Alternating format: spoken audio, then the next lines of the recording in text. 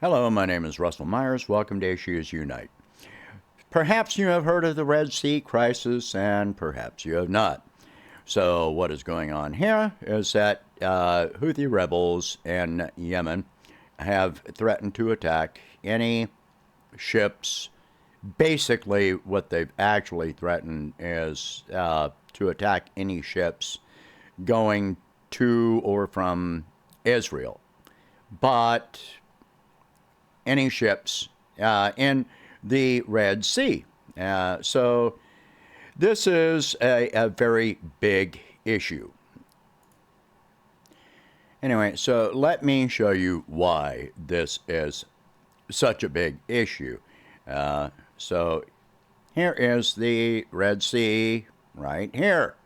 Zoom in a little bit. All right. The Red Sea goes up here, and that is the Suez Canal that you see up here. You've got Egypt over here and Israel over here, but Israel is next to it, and there's an inlet that comes off of the Red Sea that leads to and from Israel. So international shipping has, sorry, I hit the wrong button.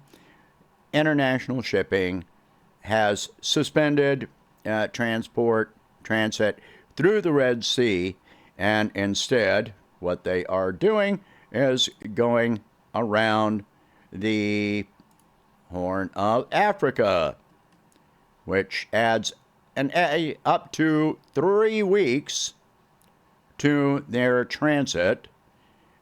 So that's a pretty big issue.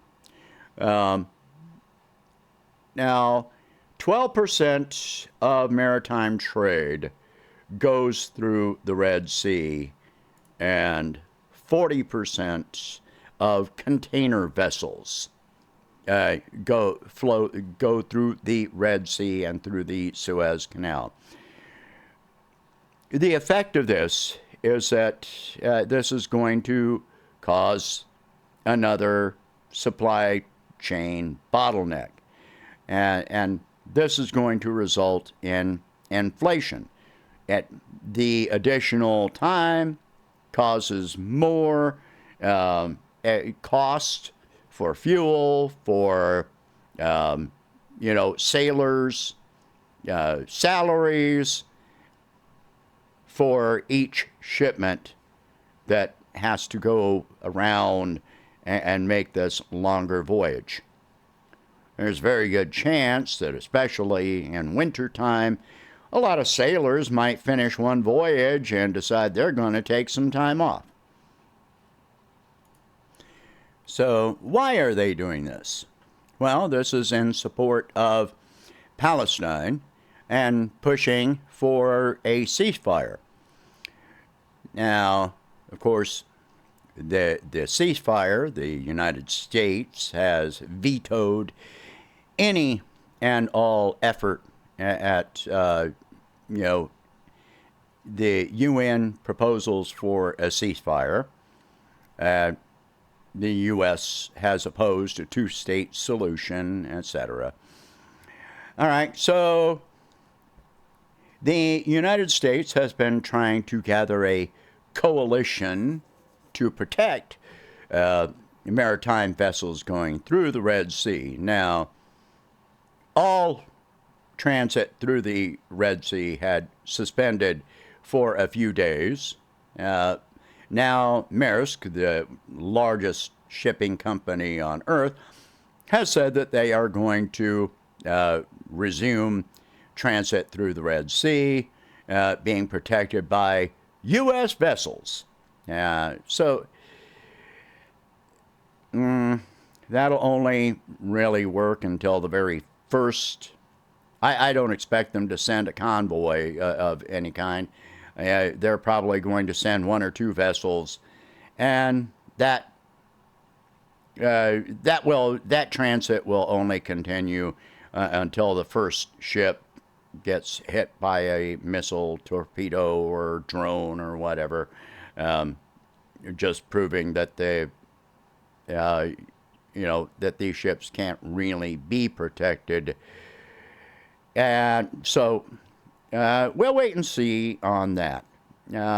As far as the United States trying to build a coalition, allegedly 19 countries have signed on, but Australia has refused to sign on to this. Spain has refused to sign on to this. Nobody wants, for one thing, the United States is trying to involve Iran in this. Now, there was a Japanese ship. Whenever you talk about a ship, they always want to give you the entire genealogy. This ship was Japanese-owned, Lebanese flagged, and I don't remember what else, but it was a Japanese ship. And it was a chemical transport ship, a chemical tanker, that had an explosion on board. And the United States is claiming that it was hit by an Iranian drone. Well, the problem with this is, one, Iran denies that this happened. Two, there is no video or photographic or radar evidence that there was any drone strike whatsoever. There have been no images of debris from a drone strike. This was a chemical transport vessel. This may well have been a mechanical or a chemical explosion that happened on board, but the shipping company could have claimed that this was a drone strike for political reasons, for for insurance reasons, because if they show themselves too irresponsible with the chemical transport to the point that they have an explosion on board, what is the insurance company going to tell them? You're just out of luck. But if you say you were struck by a drone, and that didn't happen in the Red Sea, by the way. Yeah, that happened, I think, in the Mediterranean. No, sorry. Let me get back here. Maybe it was the Arabian Sea. I don't remember where that happened.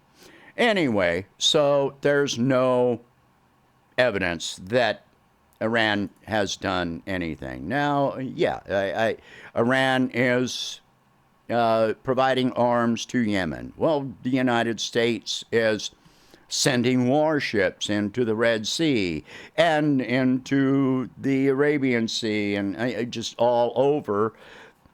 And while they're arming Israel, and while Israel has killed an estimated now 23,000 Palestinians, more than half of which are women and children, and then above and beyond that, elderly people and disabled people.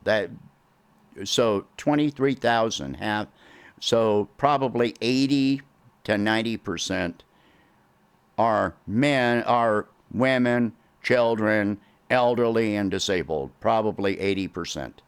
And the United States is supporting this. As far as the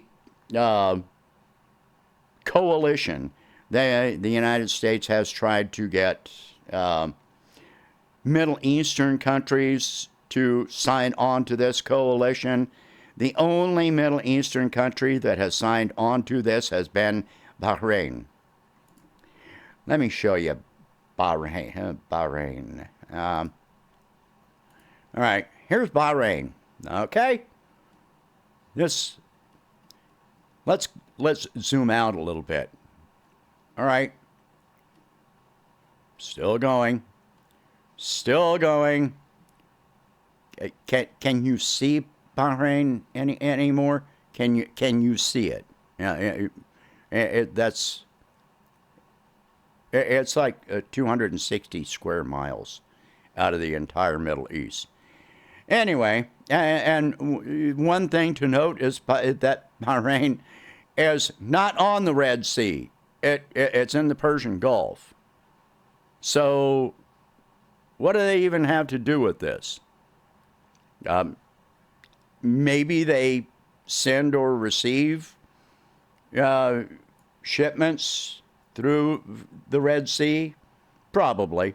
They are an oil producing country, so their ships probably go from the Persian Gulf down through the Gulf of Aden and up through the Red Sea and through the Suez Canal to go to Europe. So that's a good chance. Anyway, but the fact that that 40% of container ships go through the Suez Canal, and that has been suspended for the moment, this can have major economic and supply chain issues that are going on. I do not expect this to end anytime soon. I do not expect that let's face it, every Middle Eastern country, including except for maybe Bahrain, they are all in favor of a ceasefire. And the United States is trying to drag more and more Middle Eastern countries into this on one side or the other. You are with us or you are against us. These countries can see if the United States, if Israel can completely destroy Palestine, who's next? Lebanon, Cyprus, Egypt, Jordan. Who else is going to be next? Syria, because Israel is still attacking Syria, still attacking Lebanon. I believe they're still attacking Jordan. Where does this end? What hope do the Palestinian people have? What is the problem with having peace talks? What is the problem with the two-state solution? With establishing defined boundaries, defined borders for Palestine that Israel cannot breach. What is the problem with it? You tell me. This is not going to end anytime soon. And the further it goes on, the higher the risk of other Middle Eastern countries becoming involved. This is genocide. You cannot call it anything else. This is genocide. And they're always talking about how, it's Muslims against Jews, the Jews in Israel. Well, do you know what country has the second largest Jewish population in the Middle East? That would be Iran. And the Jewish population in Iran has been there for millennia, for 2,000 years or more. The Persian Jews, if you look it up, they're the Persian Jews. They have been there since long before Europe was established, before the United States was established. So, no, this is not Jews against Muslims, but it is Westerners against Arabs. That is the truth. Anyway, the West is going to be paying for this. Obviously, Europe will be paying a higher price than the United States will, because they rely most heavily on the Suez Canal. Most shipments, container ships from China, go eastward across the Pacific as opposed to going through the Suez Canal to go westward. So, yeah, this is going to be a big problem, and you can expect higher inflation as a result, especially with energy, because so many oil tankers go through the Suez Canal, and now they have been diverted. And the longer each trip takes, you send a tanker, that tanker reaches its destination, offloads, and makes the return trip empty. So an extra 3 weeks out, an extra 3 weeks back. Container vessels very often make the return trip with nothing but empty containers. If you're shipping items from China to Europe, they offload everything. Yes, they may have some shipments going back, but Europe imports a lot more than they export. So again, 3 weeks out, 3 weeks back. The more that you keep on adding that up, the more prices are going to go up. You cut down, you increase transport times. What you do is you decrease manufacturing. You don't have enough ships to add to the fleets, all of the maritime vessels to make up this difference. You're not just going to magically come up with more ships. So you're going to have decreased manufacturing, increased cost of transport, and decreased inventories. You're going to pay a higher price. And yes, we in the United States are going to pay a higher price as well. You can't impact Europe without impacting the United States. So this is going to be a problem. Anyway, share this video, talk about these subjects. If you can afford it, please donate whatever you can to help expand this channel and my presidential campaign. And I will catch you in the next one. And keep screaming for peace.